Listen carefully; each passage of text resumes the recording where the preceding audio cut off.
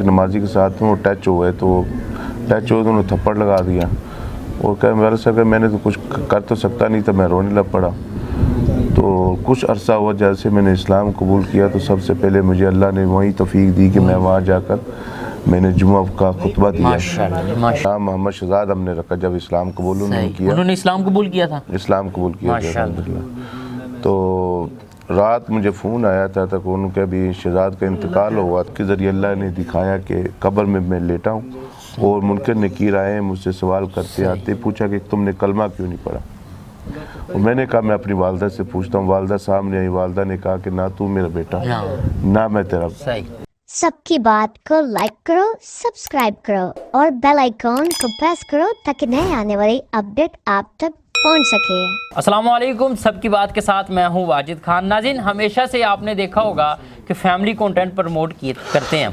नाज़रीन, हमारे साथ कारी साहब मौजूद है जिनका बहुत सारे वाक़ियात है। हम चंद वाक़ियात पर बात करेंगे। इन्होंने पाकिस्तान का पहला जनाजा पढ़ाया जिसमें आधे मुसलमान और आधे मसीह बरादरी से ताल्लुक़ रखने वाले लोग थे। वाक़िया क्या था, वो शख्स कौन था, इन्हीं की ज़ुबानी जानते हैं। अस्सलाम वालेकुम। वालेकुम अस्सलाम। कारी साहब, बहुत शुक्रिया आपका कीमती टाइम। हमें बताइएगा कि एक वाक़िया आपने रिसेंटली एक जनाजा पढ़ाया था, तो काफ़ी लोग उसमें मुसलमान भी थे और मसीह बरादरी से भी ताल्लुक़ रखते थे। वो शख्स कौन था, क्या कोई रिलेटिव्स था आपका, क्या वो किस तरह आपसे रब्ता हुआ था, बताइएगा ज़रा।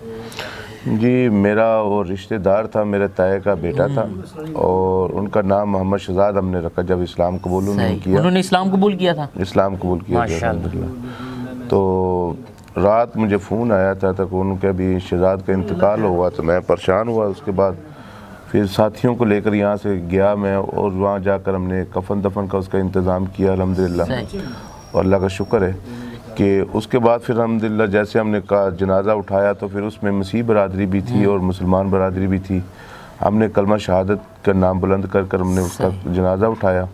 इसी तरह फिर साथ साथ जुड़ते गए मसीह भाई भी, वो अपने वो नारे लगे। सब लोग उस टाइम जो मसीह बरादरी के थे उनका क्या रद्द अमल था, ताकि मुसलमान भी थे बीच में, क्या कहते हैं वो इसने रद्द अमल तो यही था कि उनको सबको पता था कि इसने इस्लाम कबूल किया है, तो इसकी वजह से ये मुसलमान इनका जनाजा उठा रहे हैं। और दूसरा वो अपनी मोहब्बत का ज़ाहिर करने के लिए वो ख़ुद भी उन्होंने कंधा दिया मैयत को और वो साथ साथ चलते गए। फिर वो जब हमने जनाजा पढ़ा तो वो मसीह भाई भी हमारी कतारों में खड़े हुए। अच्छा कार साहब, बताइएगा कि हमें एक इंटरव्यू में सुना था, देखा था आपको कि आपने कहा था कि मैं भी मसीह बरादरी से मुसलमान कम्युनिटी की तरफ आया हूँ। किस तरह आप आए, किन्होंने दावत दी? मेरे वालिद साहब बेसिकल मुसलमान हुए थे। उनका नाम यूनुस मसीह था पहले और फिर मोहम्मद अब्दुल्ला उनका नाम रखा गया। तो ये जो है ना, इनका कुछ वाक़या इस तरह था, कभी गर्मियों के दिन थे और गर्मियों में जो है ना एक कुत्ते को किसी ने ना जहर डाली थी। ये कूड़ादान जहाँ होता है ना, वहाँ बैठे हुए थे। तो वहाँ बैठे हुए थे तो वो देखा किसी कुत्ते को ना किसी ने जहर डाली हुई थी। तो जहर डाली हुई थी, वालिद साहब ने सुना था कि भी कहीं से दही डालें तो ये जहर जो है ख़त्म हो जाता है, कम हो जाता है। तो मैंने उनको कुत्ते के मुँह में दही डाली तो वो थोड़ी देर वहाँ बैठा धूप में ही और देखता रहा कुत्ते को जब तक वो कुत्ता अपनी जगह से उठकर गया नहीं। तो मैं गर्मियों में बैठ गया पैरों पर, तो देखता रहा। जब कुत्ता कुछ असर ख़त्म हुआ और वहाँ से दौड़ा तो मैं वहाँ से घर आ गया हूँ। घर आया हूँ तो बुखार हुआ बहुत शदीद। तो मुझे सर्दी गर्मियों में, जून जुलाई की गर्मियों में सर्दी लगने लग पड़ी। तो मैं रजाई लेकर लेटा तो मुझे ख्वाब के ज़रिए अल्लाह ने दिखाया कि कब्र में मैं लेटा हूँ और मुनकर नकीर आए मुझसे सवाल करते आते, पूछा कि तुमने कलमा क्यों नहीं पढ़ा। और मैंने कहा मैं अपनी वालदा से पूछता हूँ। वालदा सामने आई, वालदा ने कहा कि ना तू मेरा बेटा ना मैं तेरी माँ। तो इतनी बात कहकर वो गायब हो गई। तो वालिद साहब ने कहा कि मुझे मौका दें कि मैं दुनिया में जाऊँ, मैं कलमा पढ़ के वापस आऊँ। तो इतने में उन्होंने फरिश्तों ने कहा चलो ठीक है, हम तुम्हें मौका देते हैं। तो वहाँ कब्र से निकले तो जैसे ही निकले ना, تو ایک پک اپ جا رہی تھی، پک اپ میں کچھ تبلیغی ساتھی بیٹھے ہوئے تھے، انہوں نے ہاتھ بڑھایا تو ہاتھ بڑھا کر اندر لے لیا۔ صحیح، مطلب کہ وہاں سے وہ انہوں نے مطلب اچھا یہ بتائیے گا کہ آپ کے والد صاحب کا ایک آپ کی مطلب کہ ہم نے سنا انٹرویو میں کہ انہوں نے کوئی واقعہ ہے ان کا کہ وہ مسجد میں پہلے صفائی کا کام کیا کرتے تھے، مطلب لیٹرین وغیرہ، مطلب کیا تو نہیں سکتے، مطلب کہ اس طرح کے کام کرتے تھے اور وہ ایک دن امام بنے، کس طرح وہ واقعہ ذرا بتائیے۔ وہ اس طرح ہے کہ یہ لاہور میں ایک شمع رسول پارک میں ایک مسجد ہے، وہاں پہ وہ لیٹرینوں کا ذمہ دارہ کا کام کرتے تھے، اور جمعے کا دن تھا، نمازی نماز پڑھنے کے لیے آئے تو کہ ایک نمازی کے ساتھ وہ ٹچ ہوئے، تو ٹچ ہوئے تو انہوں نے تھپڑ لگا دیا، اور کہ میرے سے اگر میں نے تو کچھ کر تو سکتا نہیں تھا، میں رونے لگ پڑا۔